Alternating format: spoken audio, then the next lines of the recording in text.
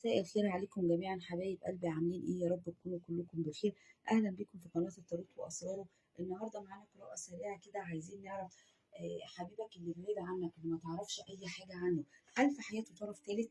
عايزين نعرف برضو الطرف الثالث موجود في حياه حبيبك. يلا بينا. معانا المجموعه الاولى بالجعران الجميل ده، حلو قوي، حط طاقتك عليه. والمجموعه الثانيه الجوجع ده، حلوه برضو جدا، حط طاقتك عليه. يلا بينا كده، قراية سريعة. عايزين نعرف حبيبك معاه طرف تالت ولا لأ. بسم الله.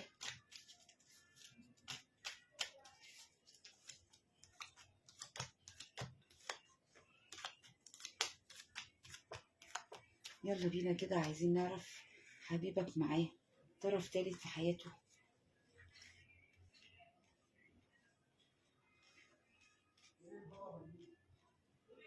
ما فيش طرف تالت في حياته حبيبك. أصحاب المجموعة الأولى ما فيش طرف تالت في حياته، بالعكس ده واقف زعلان وندمان ومتحسر إن هو بعيد عنك، وإن في فجوة حصلت بينكم انتوا الاتنين، وإن في بعد بينكم انتوا الاتنين. نفسه يرجع يراضيك ويديك حقك. ندمان وزعلان إن أنت بعيد عنه، متحسر على العلاقة. وعلى فكرة هو لسه متعلق في علاقتك، مش عارف يعيش من غيرك، مش قادر يعيش مع حد تاني غيرك. لسه متأيد بيك، لسه متكتف فيك، انت مش حابب ان هو يتخطى المرحلة بتاعتك. نفسه في دنيا جديدة وفي فرحة جديدة معاك. نفسه اللي فات ده كله يتنسى، وانه تبدأوا حياة جديدة تانية مع بعض.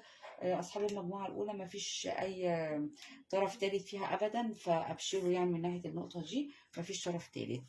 يلا بينا كده اصحاب المجموعة التانية، برضو ما فيش طرف تالت، ما فيهاش خالص. بالعكس ده ندمان وزعلان على الرحيل اللي هو مشى من العلاقة وسابها.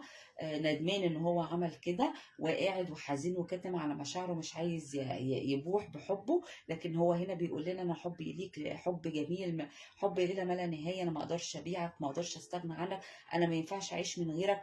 انا بفكر فيك ليل ونهار، انا شغوف عليك، انا ما اقدرش استغنى عنك، انت حب ابدي بالنسبة لي. انا حياتي واقفه، انا حياتي كنت في ميت، حياه ملهاش معنى، حياه ملهاش اي 30 لازمه طول ما انت بعيد عني. وما صدقت طلعت للنور لما عرفتك وبدات حياتي معاك.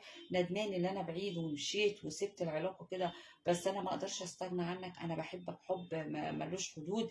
انت معاك القلب والعقل والروح والتفكير، انا شغوف عليك حب كبير جدا. فهو هنا بيعترف لنا اصحاب الجوجع الجميل دوت، طاقته حلوه. طاقته حلوه عليكم كمان، وشه حلو عليكم قوي.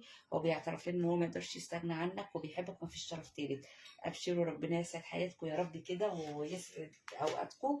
ولو القرايه عجبتك ما تنسانيش لايك وشير كده، كومنت حلو منك فرحني بيه. ربنا يسعد حياتكم جميعا. ولو القرايه، شوفوا ايه القرايه اللي تحبوا ان انا اقدمها لكم تاني برضو، وعرفوني وبلغوني برضو ابراجكم ايه علشان طاقتكم توصل لي واقدر اتواصل معاكم اكتر من كده.